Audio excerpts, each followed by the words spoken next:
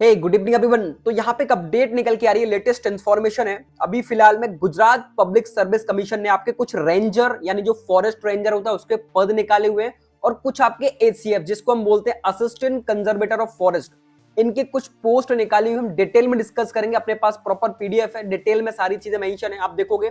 ये ऑफिशियल इन्होंने पीडीएफ डाली है, इसमें लिखा हुआ है कि 28/2/2025 से आपके फॉर्म इसके डलने स्टार्ट हो चुके हैं, जो कि 15/3/2025 तक डलेंगे, लास्ट डेट है ये। और सबसे इंपॉर्टेंट, आप डिटेल में डिस्कस करोगे प्रॉपर, आप रेंजर के देखोगे तो 19 पोस्ट यहाँ पे निकाली है रेंजर के लिए। बहुत ही अच्छी पोस्ट है आपकी रेंजर की। हम सैलरी एक एक करके सारी चीजों को डिस्कस करेंगे, सिलेबस, एग्जाम पैटर्न। तो जनरल के लिए टोटल 11 पोस्ट है, ईडब्ल्यूएस के लिए टोटल 3 पोस्ट है, देन एससी एसटी आप देख सकते हो डिटेल में पूरा वेरिएशन इन्होंने मेंशन किया हुआ, कितनी कितनी पोस्ट कहां पे आपकी है। अदर स्टेट से हो तो बिल्कुल आप यहाँ पे जनरल कैटेगरी से फाइट करोगे, आपको ऑलरेडी बहुत अच्छे से पता है। देन मैं बात करूं यहाँ पे असिस्टेंट कंजर्वेटर ऑफ फॉरेस्ट, ये आप प्रॉपर देख सकते हो, ठीक है, कि आपका जो डिसेबल है, फिजिकली डिसेबल है, उनके लिए कितनी पोस्ट है। देन नीचे आप मेंशन करोगे, यहाँ पे इन्होंने प्रॉपर्ली डिटेल में डिस्क्राइब किया हुआ है कि कौन कौन यहाँ पे एलिजिबल है। आपके एजुकेशन क्वालिफिकेशन मोस्ट इंपोर्टेंट है, BSc agriculture, then BSc horticulture and BSc forestry. अगर आपने किया हुआ है तो आप यहाँ पे एलिजिबल हो। इसके साथ साथ आप अदर देख सकते हो, देन केमिस्ट्री हो गया, बॉटनी हो गया, जियोलॉजी हो गया, मैथ्स हो गया, physics, statics, zoology, microbiology, biotechnology, biochemistry, environmental science. आपके वेरियस यहाँ पे जो है डिग्रीज इन्होंने मांगी हुई है, तो आप देख सकते हो बिल्कुल। अगर आपने जो है बीएससी एग्री हॉर्टी या फॉरेस्ट्री किया हुआ है तो आप बिल्कुल यहाँ पे जो है अप्लाई आपको करना चाहिए। देन मैं बात करूं यहाँ पे सैलरी, बहुत इंपोर्टेंट, पे स्केल क्या रहने वाला, तो आप पे स्केल देख सकते हो, एसीएफ यानी असिस्टेंट कंजर्वेटर ऑफ फॉरेस्ट, इसका आपका 53,000 से जाएगा 1 लाख ऊपर, ठीक है। पे मैट्रिक्स आपका 9 लगने वाला है। देन मैं बात करूं यहाँ पे जो है 7th पे कमीशन के अकॉर्डिंग, देन आरएफओ यानी रेंजर फॉरेस्ट ऑफिसर है, इसका टोटल आपका रहने वाला लगभग 40,000 के आसपास, जो कि 1,26,600 तक जाएगा।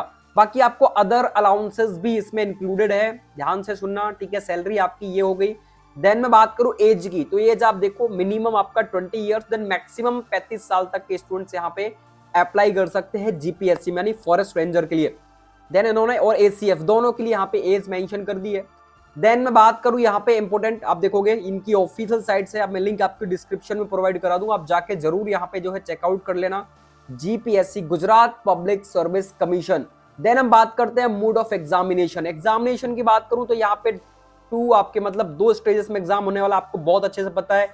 जितनी भी पीएससी है ऑल ओवर इंडिया में, गुजरात पब्लिक सर्विस कमीशन हो, एमपी पीएससी हो, या महाराष्ट्र पब्लिक सर्विस कमीशन हो, या टीपीएससी हो, ठीक है, सारी आपकी यहाँ पे प्रीलिम्स आप देख सकते हो, देन मेंस और देन इंटरव्यू, इसके पर्सनल टेस्ट, इसके बेसिस पर आपका यहाँ पे सिलेक्शन होता है।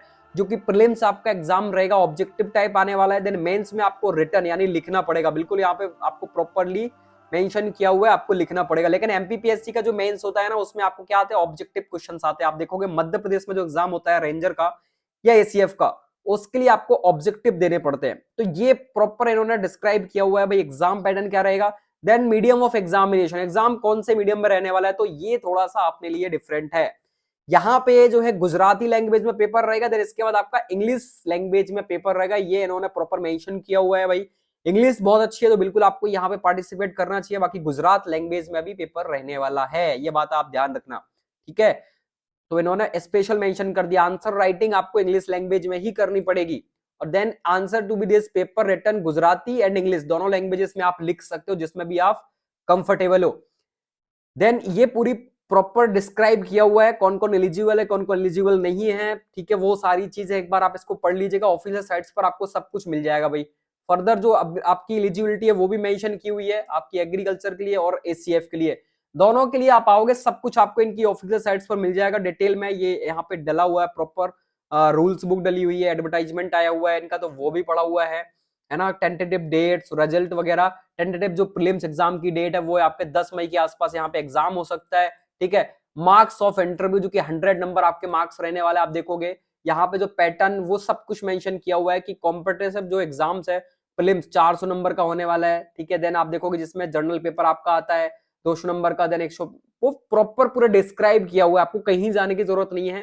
पूरा एग्जाम पैटर्न विथ आपका टोटल देखो मेन 750 मार्क्स का होने वाला है, तो सब कुछ है, सब कुछ डिटेल में मेंशन है। गुजरात की आपको लैंग्वेज वगैरह से क्वेश्चंस आएंगे, देखो अगर प्रॉपर आप गुजरात से हो तो अपने लिए फायदेमंद है, बाकी तो प्रॉपर जो है मेंशन किया हुआ है, ठीक है, उन्होंने बता दिया है कि भाई जॉब्स अपनी निकल के गुजरात का यही रहता है।